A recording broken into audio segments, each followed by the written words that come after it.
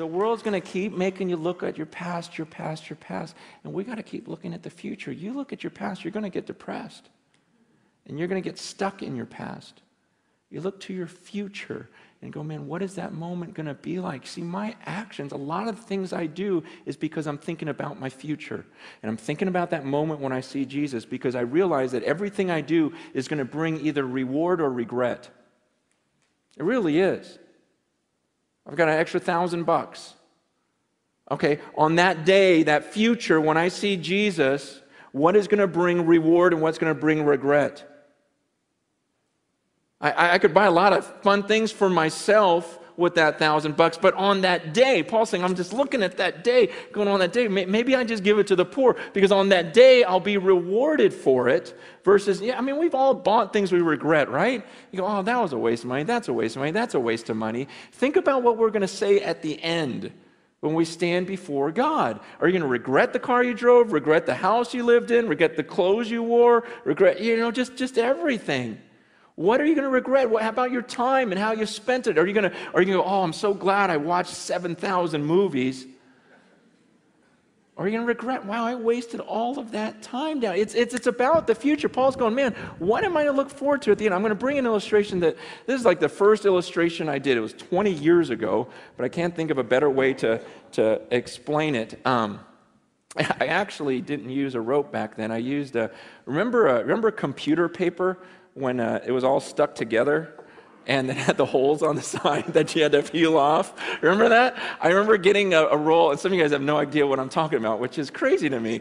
But because that was the best, and it never worked right because of the rolling things. But I remember being a youth pastor, and I put that computer paper all the way around the room, and but I'm going to use a rope now because I can't find that computer paper.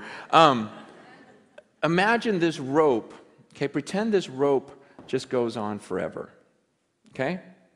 Just imagination. Pretend it goes around the world a few times. It doesn't. It ends at the rock. But let's just imagine this thing goes on forever. Now imagine that this rope is a timeline of your existence. You just exist forever. And you see this red part? This would represent your time on earth. You've got a few short years here on earth, and then you've got all of eternity somewhere else. This is your existence.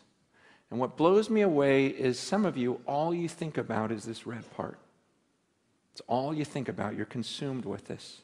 You go, oh man, I can't wait till here. I'm going to work hard. I'm going to save so I can really enjoy this part right here.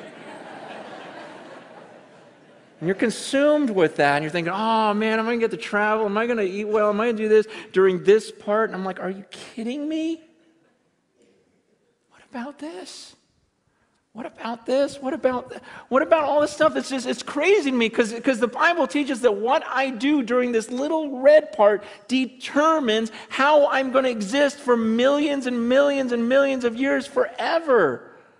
And so why would I spend this little red part trying to make myself as comfortable as possible, enjoying myself as much as I can? Paul says, look, I'm going to live my life for this mission. I'm going to spend my life, invest my life for this moment when I cross that finish line.